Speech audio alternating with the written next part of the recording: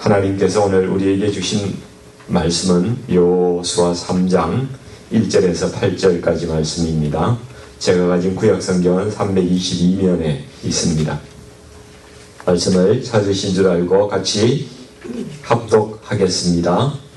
또 여호수아가 아침에 일찍이 일어나서 그와 모든 이스라엘 자손들과 더불어 시딤에서 떠나 요단에 이르러 건너가기 전에 거기서 유숙하니라. 사흘 후에 관리들이 진중으로 두루 다니며 백성에게 명령하여 이르되 너희는 레위 사람 제사장들이 너희 하나님 여호와의 언약궤에 매는 것을 보거든 너희가 있는 곳을 떠나 그 뒤를 따르라. 그러나 너희와 그 사이 거리가 2000규빗쯤 되게 하고 그것에 가까이 하지는 말라. 그리하면 너희가 행할 길을 알리니 너희가 이전에 이 길을 지나보지 못하였음이니라 하니라. 여호수아가 또 백성에게 이르되 너희는 자신을 성결하게 하라. 여호와께서 내일 너희 가운데 기이한 일들을 행하시리라. 여호수아가 또 제사장들에게 말하여 이르되 언약궤를 메고 백성의 앞서 건너라 하매 곧 언약궤를 메고 백성의 앞서 나아가니라. 여호와께서 여호수아에게 이르시되 내가 오늘부터 시작하여 너를 온 이스라엘의 목전에서 크게 하여 내가 모세와 함께 있었던 것 같이 너와 함께 있는 것을 그들이 알게 하리라. 너는 언약궤를 맨 제사장들에게 명령하여 이르기를 너희가 요단 물가에 이르거든 요단에 들어서라 하라. 아멘.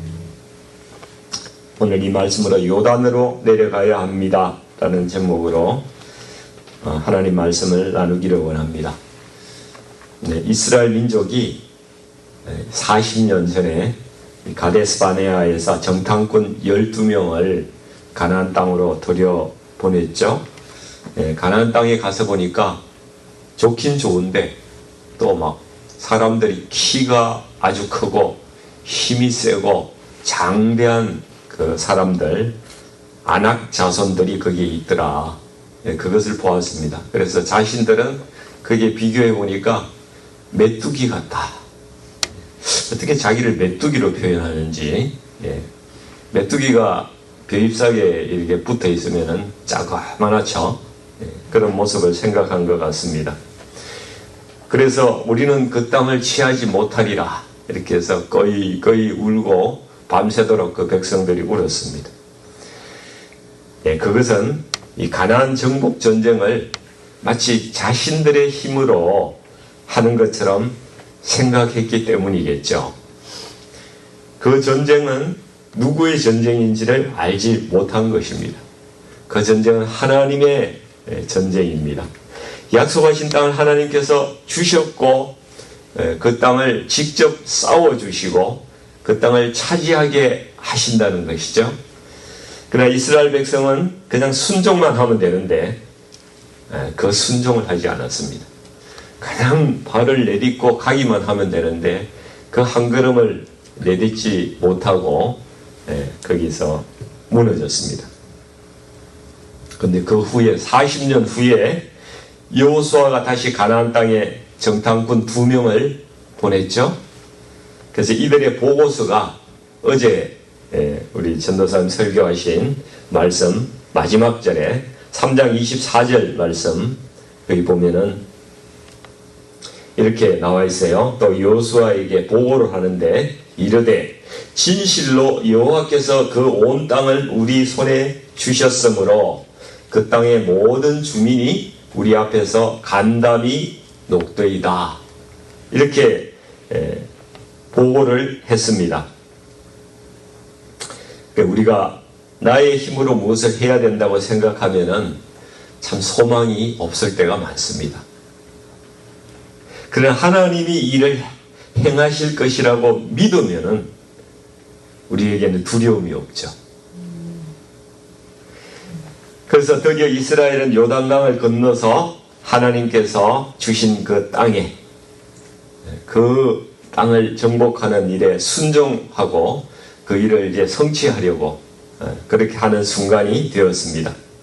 근데 여호수아가 이 일을 이루기 위해서 구체적으로 무엇을 하는지 우리가 주목해서 한번 볼 필요가 있습니다. 3장 1절에 보시면은 여호수아가 아침에 일찍이 일어났대요. 그리고 모든 이스라엘 자손과 더불어 시딤에서 떠나서 요단으로 갔다고 그렇게 이야기합니다. 이 시딤이 어떤 곳인지 아십니까? 이스라엘 백성들이 여기에 도착해가지고 모압 여인들하고 음행하고 바알보를 섬겼던 그런 장소입니다. 그것 때문에 하나님이 진노를 사서 이 백성들이 24,000명이 성경에 보면 연병으로 죽었다고 그래요. 전염병이겠죠. 연병으로 이렇게 죽은 곳입니다. 죄악의 장소죠. 그래서 시딤에서 떠난다 라는 것은 과거의 죄로부터 나 이제 단절하고 떠나겠다 이런 결단을 하는 것이란 말입니다. 그리고 아침에 일찍이 일어난 것도 이제 새롭게 시작하겠다. 그렇게 여호수아의 결연한 의지를 보여주는 것입니다. 여호수아는 그 땅을 떠나는데 미적거리지 않았습니다. 하나님께서 우리를 인도하시기 위해서 그렇게 인도함을 받기 위해서는 내가 먼저 나의 나쁜 타락한 자리, 죄악된 섭성, 여러 가지 안 좋은 것들로부터 먼저 떠나야 한다는 것, 과거를 청산해야 된다는 것, 그것을 우리에게 말씀하고 있습니다. 그래서 우리가 쓰임 받으려면 먼저 시딤을 떠나는 것입니다. 그리고 떠나서 어디로 갑니까? 요단으로 갑니다. 요단은 히브리어로 야라드라고 이야기하는데 내려가다는 원어적인 의미가 있습니다. 내려간다. 요단은 내려가는 장소예요. 올라가는 장소가 아니고요. 내려가는 장소라고요. 내려간다는 것은 자기를 낮추는 것입니다. 요단강 건너간다. 죽으러 가는 거예요. 자기를 부인하러 가는 거예요. 자기 자아가 죽는 장소입니다. 그러므로 요단강을 건넌다. 이런 의미는 내가 주인 되었던, 내가 내 삶의 주인 되었던 그러한 삶을 이제는 내려놓고 예수님을 주인으로 삼는, 그래 완전히 변화되는 그 삶을 내가 요단강 건너간다. 이렇게 이야기하는 것입니다. 육체가 죽어서 우리 천국 간다. 요단강 건너가서 이렇게 찬송도 하고 하는데 영적인 의미로 보면은 신앙의 성장 단계로 보면은 나의 자아가 죽는 곳이 요단강이라는 사실입니다. 이제 두 번째로는 여호수아가 또 백성들에게 언약궤로부터 한 2000규빗쯤 떨어져서 뒤따라 따라가라 이렇게 이야기를 하고 있습니다. 이것은 하나님께서 하시는 일을 백성들이 뒤에서 따라가면서 보라는 의미입니다. 하나님이 무슨 일을 하시는지 너희가 이제 보라. 하나님의 역사하심을 보라. 그분이 어떤 분이신지를 정확히 알고 그분을 알고 예배하라. 미신같이 그렇게 하나님 섬기지 말고 그분이 어떤 분인지 정확히 알고 보고 예배하고 경외하고 그분의 인도하심을 따라가라. 이 말씀을 하고 있는 것입니다. 6절 말씀도 보시면은 한번 같이 읽어보겠습니다. 여호수아가 또 제사장들에게 말하여 이르되 언약궤를 메고 백성의 앞서 건너라 하매 곧 언약궤를 메고 백성의 앞서 나아가니라 이렇게 말씀하죠. 하나님은 항상 백성들 앞에서 일하시는 분이세요. 뒤에서 가시는 분이 아닙니다. 세 번째는 성결하게 하라고 말씀하고 있어요. 5절 말씀 같이 한 번 더 읽어보겠습니다. 여호수아가 또 백성에게 이르되 너희는 자신을 성결하게 하라. 여호와께서 내일 너희 가운데서 기이한 일들을 행하시리라. 하나님께서 이스라엘 백성들을 통해서 일을 하시려고 할 때에, 놀라운 일을 행하시려고 할 때에 이 쓰임받고자 하는 자들이 해야 될 일은 자신을 성결하게 하는 것이라는 말씀입니다. 하나님께서는 우리 안에 역사하시는 그 능력으로 말미암아서 우리가 상상하는 것보다 훨씬 더 많은 일을 우리를 통해서 하실 수가 있는 분이십니다. 하지만 그 능력이 나를 통해서 나타나려면은 내가 먼저 깨끗한 그릇이 되어야 된다는 거죠. 성결해야 된다는 것이죠. 거룩하게 준비되어야 된다는 것입니다. 디모데후서 2장 21절에 이렇게 말씀하고 있어요. 그러므로 누구든지 이런 것에서 자기를 깨끗하게 하면 귀히 쓰는 그릇이 되어 거룩하고 주인의 쓰심에 합당하며 모든 선한 일에 준비함이 되리라. 네, 우리는 세상을 변화시킬 수 있습니다. 우리가 하나님 능력 주실 때에 우리가 세상을 변화시킬 수 있어요. 그런데 그 전에 우리가 먼저 변화가 있어야 된다는 사실입니다. 거룩해져야 됩니다. 디모데전서 4장 5절에도 하나님의 말씀과 기도로 우리가 거룩하여진다고 그렇게 말씀합니다. 그러니까 우리가 말씀과 기도에 좀 더 힘을 써야 돼요. 그렇죠? 우리가 말씀 듣고 묵상하고 매일 주님 앞에 나가는 그 삶을 살아야 됩니다. 그리고 기도 시간도요. 우리가 기도 시간 짧게 가지면은 사실 우리의 간구 정도가 이렇게 할 수가 있죠. 그렇지만 좀 기도 시간을 늘릴 필요가 있습니다. 기도 시간을 늘리면은 우리는 하나님과 교제하게 되는 거예요. 그 다음에 하나님의 임재 안으로 우리가 들어가는 그런 경험을 할 수가 있는 것이죠. 우리가 깨끗하게 되면은 귀히 쓰는 그릇이 되어서 하나님의 역사를 경험할 수 있습니다. 하나님께서 어떤 역사를 경험하게 하십니까? 내일 말씀해 보시면은 요단강이 갈라지는 그런 역사가 나타나는 거예요. 내 삶 가운데 장애물이 없어지고 고난이 끊어지고 새로운 길이 열리는 그런 역사를 경험하게 된다는 것입니다. 또 7절 말씀을 보니까 여호수아를 크게 높이셔서 모세의 리더십 수준까지 끌어올려 주십니다. 우리를 하나님과 함께하는 사람으로 그렇게 다른 사람에게 보이게 한다는 것입니다. 그것을 통해서 여호수아가 높아지듯이 우리도 사람 가운데 저 사람은 하나님이 함께 하시는 사람이야. 이런 그 리더십, 거기에서 리더십이 나오는 것입니다. 우리의 리더십은 우리 자체의 어떤 실력이나 어떤 능력에서 나오는 것이 아닙니다. 하나님께서 함께 하시는 그 능력에서 우리의 리더십이 나온다는 것이죠. 이스라엘 백성들이 홍해를 건넜는데 이전에 또 요단강을 또 한 번 더 건너지 않습니까? 우리의 신앙과 연관해서 본다면은 이것이 어떤 의미를 가지는 것인지 이에 대해서 한번 생각을 해보고 제가 설교를 마무리를 하려고 합니다. 처음에 이스라엘 백성이 애굽에 나와서 홍해를 건너지 않습니까? 이것은 무엇을 뜻하는 것이겠습니까? 이것은 그리스도인들이 예수님 믿고 예수님의 보혈로 죄사함 받고 사단이 있던 땅에서, 사단이 통치하는 땅에서 이제 하나님의 나라로 이렇게 옮겨지는 거, 옮겨지게 된 주인이 바뀐 그러한 것이 되는 것입니다.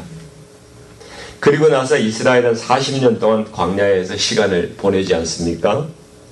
환경은 열악하지만은 그 40년 동안 하나님께서 함께 해주셨어요. 매일 만나를 부어주셨고요. 먹을 것 주셨어요. 입을 것, 옷이 헤어지지 않았다고 말씀하고 있죠. 또 발이 부르트지 않았다고 하나님께서 말씀하고 계세요. 낮에는 해를 가리는 구름 기둥으로 덮어주셨고 밤에는 그 추위를 사막에서 느끼지 않도록 불기둥으로 함께 하셨던 그 하나님이십니다. 그리스도인들은 예수님 믿고 고난을 겪기도 하지만은, 어려운 환경 가운데 있기도 하지만은, 그걸 통해서 예수님 닮아가는 믿음의 훈련을 하는 그런 시간을 보내는 거죠. 이게 광야의 시간이고요, 성화의 시간입니다. 그리고 이제 주님께서 광야의 시간의 마지막에 요단강을 건너가는 결단을 하게끔 하시는 겁니다. 요단강 앞에 세우시는 거예요. 어떤 사람은 구원만 받고 그냥 1단계 하고 소천하고 하늘로 가시는 분도 계시고, 성화의 과정을 진행하시다가 소천해서 하늘로 가시는 분도 계시고, 어떤 분은 이제 요단까지 건너가시는 분도 계시더란 말입니다. 요단을 건너갑니다. 요단강은 내려가는 곳이라고 아까 말씀을 드렸습니다. 죽는 곳이에요. 우리의 자아가 죽는 곳입니다. 자기를 부인하고 하나님께 온전히 헌신하는 그리스도인이 되는가? 요단강을 건너는가? 그러니까 온전하게 헌신하는 그리스도인이 되는 사람은 요단강을 건너는 사람입니다. 우리 예수님께서 이때로부터 한 1450년이 지난 다음에 요단강에 들어서지 않습니까? 주님의 언약궤가 요단강에 섰어요. 여호수아 시대 때 여호와의 언약궤, 주님의 본체입니다. 그 본체이신 주님이 이제 요단강에 서시는 일이 있게 되는 것이죠. 거기서 주님은 침례를 받으십니다. 침례 받으셨을 때에 성령이 비둘기처럼 내려오시고 성령으로 충만하는 사건이 거기에서 일어나는 것입니다. 요단강에 우리가 헌신하고 자기를 죽고 그렇게 내려갈 때에 우리에게 성령이 충만하게 된다는 사실을 우리 주님을 통해서 보여주시는 것입니다. 그렇게 되면은 이제 하나님과 연합하는 그러한 삶이 시작되는 겁니다. 그래서 요단강을 아직 건너기 전에 있는 사람은 나는 주님을 믿습니다, 이렇게 믿음을 고백하지만은 요단강을 건넌 후에는 이제 내 삶은 내 것이 아니라 하나님의 것입니다. 이렇게 헌신하게 되는 믿음으로 들어가는 것입니다. 그것이 요단강을 건너간다는 의미라는 것이죠. 우리 교회를 한번 생각해 봤습니다. 우리 교회가 이전 교회에서 이렇게 분리되어 나온 거, 어려운 질고 가운데 어쩌면은 이렇게 많은 문제들 가운데 홍해를 건넌 사건과 같은 것이죠. 그리고 나와서 7년간, 그리고 새로운 교회 창립 이후에 4년간 1년이 10년을 따지면은 40년 동안, 그죠? 광야 생활을 하셨습니다. 이 광야 생활 하면서 열악한 예배 환경 가운데서 서로 사랑하고 협력하고 섬기고, 그 가운데 하나님께서 부족함 없이 만나로 먹이시고 옷이 헤어지지 않고 발이 부르트지 않는 그 은혜 가운데서 지금까지 우리 교회도 지내왔습니다. 그래서 하나님께서 함께 하셔서 이제 요단까지 인도하셨다고 생각합니다. 네. 이제 우리 교회가요, 요단 건너가야 될 때가 되었다고 저는 믿습니다. 새로운 변화로 들어가지 않으면 안 된다는 절박감이 있습니다. 그것은 아직도 많은 부분에서 우리가 변하지 않는 그러한 자기 중심적인 신앙에 우리가 빠져 있기 때문에 우리 공동체를 힘들게 하는 것입니다. 요단은 자기가 죽는 곳입니다. 완전한 헌신을 하는 자리입니다. 내려가는 곳입니다. 이 요단을 건너야만이 약속의 땅에 들어갈 수가 있는 것입니다. 이 요단이 아까 말씀드렸지만은 예수님께서 침례 받으실 때 하늘이 열리고 성령이 충만하셨던 그러한 장소입니다. 이제 우리 교회는요, 성령 충만해야 돼요. 그것을 위해서 간구해야 됩니다. 하나님께서 우리 교회 공동체에 이제 성령 충만을 받으라고 말씀하십니다. 그리고 너희가 더 낮은 곳으로 내려가라. 낮은 마음으로, 겸손한 마음으로 그렇게 섬기고 네가 죽어서 다른 영혼을 살리는 일을 하라고 우리에게 말씀하고 계신 거예요.